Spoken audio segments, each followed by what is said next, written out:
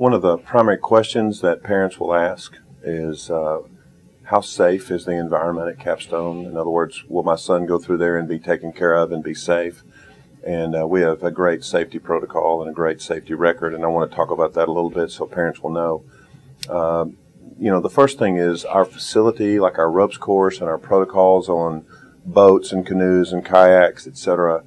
I am an age-old football coach that is a paranoid safety freak on everything. When we go to our ropes course, for instance, it is built and inspected by Project Adventure. They come every 12 months to do another inspection. They climb up every tree, over every cable, every bolt to make sure it passes the standards for the inspection as set up by OSHA, I think it is. And that's how we get our insurance, by making sure we have that protocol followed. In their standards, you can actually use one of their ropes, the dynamic or the static rope that's 11 millimeter for 5 years, because we're considered a minimal use ropes course, meaning we don't have people on it every day, 1 day a week normally. You can keep that rope and use it for 5 years. And you have to check it every time. They call spaghetti the rope and follow the protocol to make sure there's no tears or damage to it. But we retire ours every 3. And the reason we do is that we simply are going to take everything that's set up as a standard and do better than that on the protocol for safety, because if it's my son, I want that kind of treatment to him. Also, you can use aluminum carabiners. Everybody in the world that climbs or does ropes courses, rock climbs, uses aluminum because they're lighter and they're very strong. However, if you threw one out of an airplane onto a pile of concrete, you probably wouldn't pick it up and go climb with it. But you could do that with stainless steel or with steel carabiners, and that's what we use. It's heavier, but we're not trying to go up Mount Everest, so we're not worrying about that. Every single thing we do, from helmets to, don't chew gum while you're climbing, safety protocol on the ladders, everything is not only the standards of the industry, it's above the standards. When we go out and take boys canoeing or fishing or kayaking, that's a part of our displacement therapy approach on Fridays, is that we teach them how to do some of those things. They have to have their life jackets on, and they are not just your cheap life jackets. When they go kayaking or canoeing, they have whitewater life jackets on. Even though we don't have a lot of whitewater in Arkansas, they have to wear water helmets, because that's when you get an injury, when you turn that canoe over really quick in shallow water with rocks.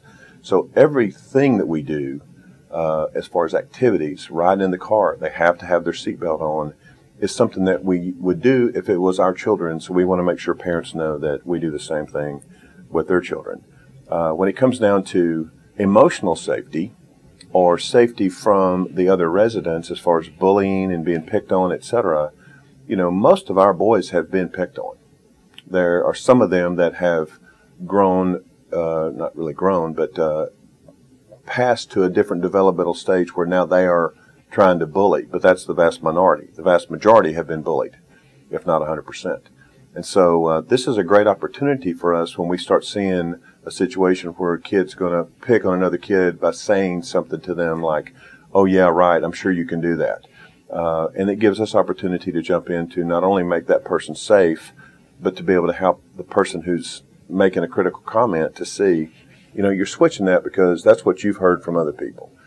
So we don't have much of that going on, and when we do, it's therapeutic. It's kind of raw material for therapeutic benefit. When it comes to physical fighting and that kind of thing, we just don't have fights at Capstone. We've had a few occasions where somebody threw a punch. Nothing that I could even call a fight as an old football coach, but it's like the reason why we don't is that our staff is very cool, calm, and collected. Everyone is trained in crisis prevention intervention.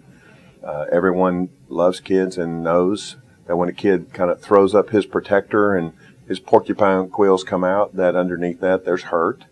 And so we kind of have a protocol that if a kid gets angry, we let their adrenal gland kind of calm down, and then we talk to them and pull them away from the other guys. And, we've done that dozens and dozens of times and know how to deal with it. We have a protocol that we call 24/7 eyes on, which basically means we want staff eyes on all of our residents 24/7 except when they're in the bathroom. And that means that nobody's walking across campus alone where they could, take off, running without being seen, or, They could, hit somebody or throw a rock through a window. I mean, we have a lot of supervision. At night, we have two different cabins, one set up for the 17 and under ages, and the other one for the 18 and older ages, as is dictated by our licensure, one of our licensure agencies. And in both cabins, we have night men that are there all night long, and they're awake all night long. And so they do bed checks, and they're there very close to the boys so that there's not inappropriate talk going on, and they can monitor it and keep them safe in that situation. We have beautiful Labrador Retriever puppies on our property. And we have had kids get in emotionally distressed states from disclosing sexual abuse or going through tough times in their addictions, withdrawal, and etc. And having that puppy, and the research on animal-assisted therapy backs this up, but we have seen it so magically done that if they can hold their puppy in those stressful times, it helps them to calm down. So our entire place, and honestly, all day long, is if you were going to come up with a strategy on how to keep everything cool, calm, and collected, you'd put all these things in there. And the weight workout, and the early to rise, and the early to bed, and good food, and that monitoring and supervision is all a part of that. So one of the things I'd want parents to know is ask some of those parents on the parent reference list about the safety of their child while they were there. And I think they're going to hear some things that are going to give them a lot of confidence, and they can sleep good at night knowing that he is taken care of like that. One of the biggest things that I think people ask about the safety protocol in a treatment center is, what access would someone have to those residents if they were wanting to bring them drugs, alcohol, pornography, etc.? And the answer to that would be they don't have access at Capstone. We're located in a place that's not got through traffic. Most people don't even know we're there on the side of the road that we're on. And we have a very strict protocol about who can come in that gate. We do not allow guys to go off campus unsupervised. If we go to a climbing gym, we go to the climbing gym and have it very well monitored. We do drug screens every couple of weeks.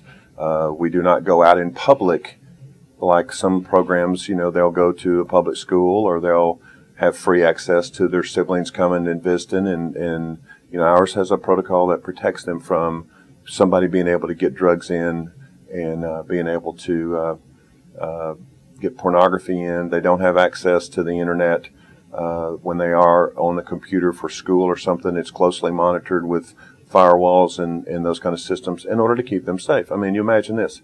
If a boy were to get a bag of pot in the middle of family week and smoke it and relapse, you basically would have just lost your family week and have to come back and do it again. And while that's never happened, we want to make sure that they're not able to get to a cell phone so they can call Sally Jane that they used to have sex with while they got high, which would actually trigger them in their neurotransmitters more than smoking a joint would. And so we're very protective in all those ways. There's a lot of different factors, and I could probably go on for hours about, the safety that is going to be there for a resident at Capstone. But another thing is, we're a small place, and we're going to stay small. We have no desire to grow bigger. We have a strong desire to grow better. And so the money we keep putting into the organization is to hire more therapists so that you have a better ratio. And right now, it's like each therapist averages two residents in a caseload. And we're trying to bring that down closer to one as we continue to hire and train therapists each year. So there's a whole lot of focus and attention. So one of the things is, when a kid is in a big crowd, he can be struggling with something and nobody notices it because there's so many people to look at. You're missing that one. Or if you have a kid in a crowd like ours, we have 24 beds and actually 26, but we stay around the 24 number. It's a low enough number. But if you had too few therapists with that, the ratio would still be off, and you wouldn't notice it. So we have so many staff people there per resident. You have a lot of people noticing what's going on with Billy Bob or with Jonathan or with whoever.